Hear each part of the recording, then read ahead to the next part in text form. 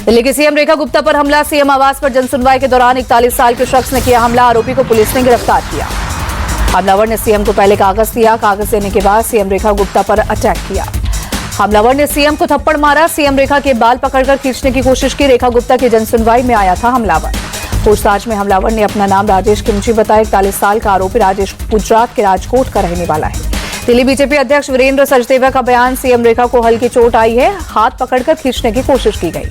दिल्ली कांग्रेस अध्यक्ष देवेंद्र यादव ने सीएम पर हमले की निंदा की। कहा, जब सीएम पर हमला हो सकता है तो आम जनता और महिला की सुरक्षा कैसे होगी। दिल्ली सरकार के मंत्री सिरसा का बयान। सीएम रेखा पर अटैक राजनीतिक साजिश। सीएम रेखा पर हमला विरोधियों की साजिश। कांग्रेस ने सीएम रेखा गुप्ता पर हमले को दुखद बताया। देवेंद्र यादव बोले, दिल्ली में मुख्यमंत्री तक सुरक्षित नहीं, दिल्ली में आम महिला का क्या हाल होगा। दिल्ली में नेता प्रतिपक्ष आतिशी ने सीएम पर हुए हमले को बेहद निंदनीय बताया। लोकतंत्र में असहमति और विरोध की जगह होती है, लेकिन हिंसा के लिए कोई जगह नहीं है।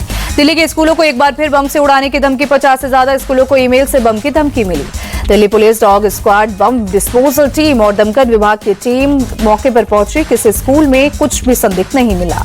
महाराष्ट्र में पिछले 24 घंटों में बारिश और बाढ़ से 6 लोगों की मौत। नांदेड़ जिले में 5 लोग लापता। आपदा प्रबंधन विभाग ने दी जानकारी। मुंबई के अंधेरी, दादर, कुर्ला, विक्रोली समेत कई इलाकों में जारी है बारिश। मौसम विभाग ने मुंबई के लिए जारी किया है ऑरेंज अलर्ट। महाराष्ट्र के संभाजीनगर में मूसलाधार बारिश। नदी के एक तेज बहाव में फंसी कार। स्थानीय लोगों ने कार सवार लोगों को बचाया। मुंबई से सटे नवी मुंबई शहर को जलापूर्ति करने वाला मोरबे डैम पूरी तरह भरा। डैम का जलस्तर बढ़ने से 2 दरवाजे खोले गए।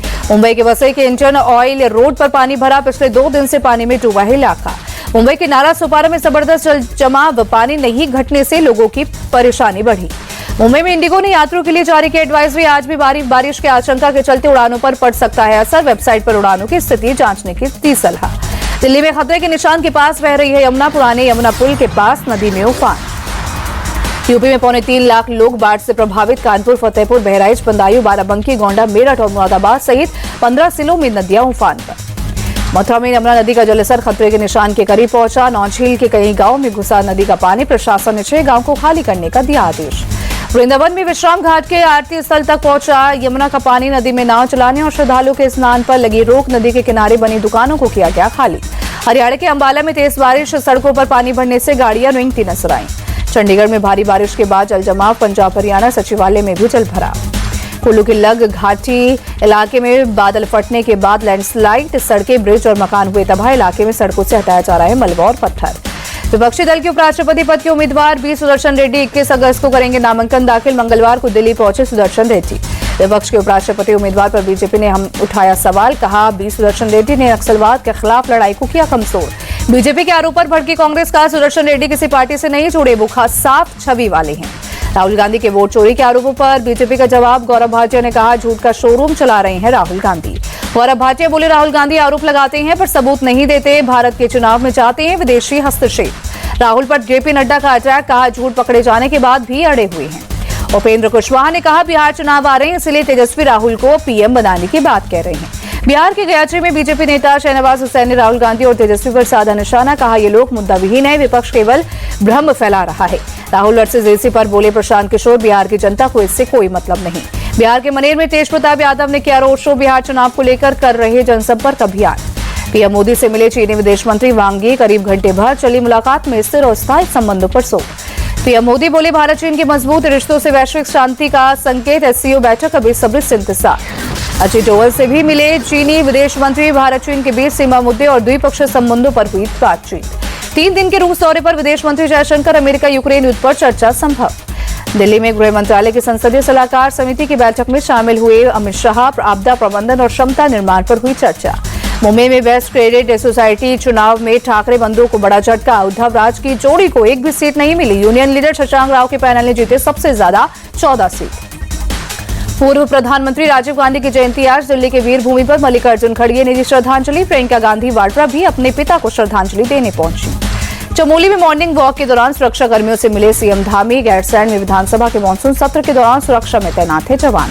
मुंबई में चला बड़ा हादसा। पावर सप्लाई रुकने से मैसूर कॉलोनी के पास 4 घंटे तक फंसी मोनोरेल। फायर ब्रिगेड ने 585 यात्रियों को किया रेस्क्यू। सीएम देवेंद्र फडणवीस ने कहा, तकनीकी कारणों की वजह से भक्ति पार्क और चेंबूर के बीच फंसी मोनोरेल जांच के लिए आदेश। डिप्टी सीएम एकनाथ शिंदे के मुताबिक भारी संख्या में मोनोरेल में यात्रियों के चढ़ने से बंद हो गई। सभी यात्री सुरक्षित हैं। युगांडा के संसद परिसर में प्रधानमंत्री रोबिना नम्बांचा से बाबा बागेश्वर ने की मुलाकात। मानवता के कार्य के लिए युगांडा के पीएम ने बाबा बागेश्वर महाराज का किया सम्मान। युगांडा के पीएम ने युगांडा में बागेश्वर धाम मठ बनाने का दिया प्रस्ताव। बाबा धीरेन्द्र शास्त्री ने युगांडा के पीएम को बागेश्वर धाम आने का न्योता भी दिया। यूपी के श्रावस्ती के जिला मुख्यालय भिनगा में अतिक्रमण हटाने की बड़ी कार्रवाई। 100 साल पुरानी दुकानें और मकानों पर बुलडोजर एक्शन।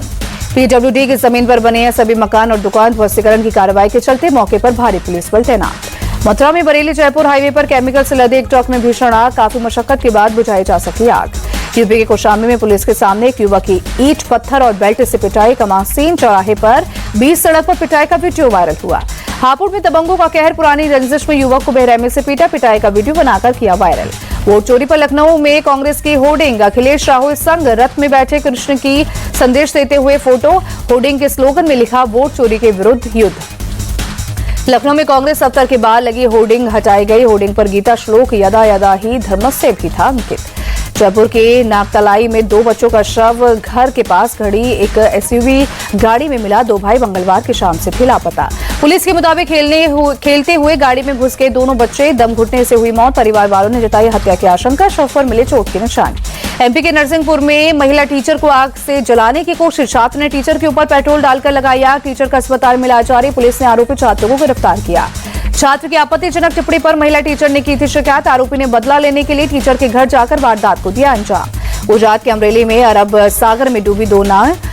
11 मछुआरों को बचाया गया, वहीं 7 की तलाश जारी। दिल्ली पुलिस के हेड कांस्टेबल दीपक की दिखी बहादुरी। तिमारपुर रोड पर मोबाइल छीनकर भाग रहे एक झपटमार को दौड़कर दबोचा। पूरी घटना सीसीटीवी में कैद।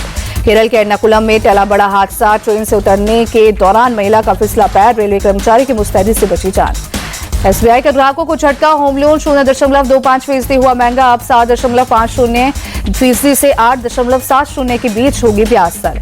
अगले 10 सालों में $1 ट्रिलियन तक पहुंचेगी बिहार की अर्थव्यवस्था। सीआईआई का अनुमान। एयरपोर्ट की तरह रेलवे स्टेशन पर भी तोला जाएगा लगेज। जिसके बाद ही स्टेशन में एंट्री मिलेगी। अभी कुछ जगहों पर लागू होगा नियम। जियो ने सबसे सस्ते 1 GB डेली डाटा प्लान बंद किए। 249 में 28 दिन की मिलती थी वैलिडिटी। अब 299 रुपए से रिचार्ज करना होगा। T20 में वापसी के बाद शुभमन गिल का ऑल फॉर्मेट कप्तान बनना तय। रोहित शर्मा अभी वनडे और सूर्य कुमार यादव T20 में टीम इंडिया के हैं कप्तान।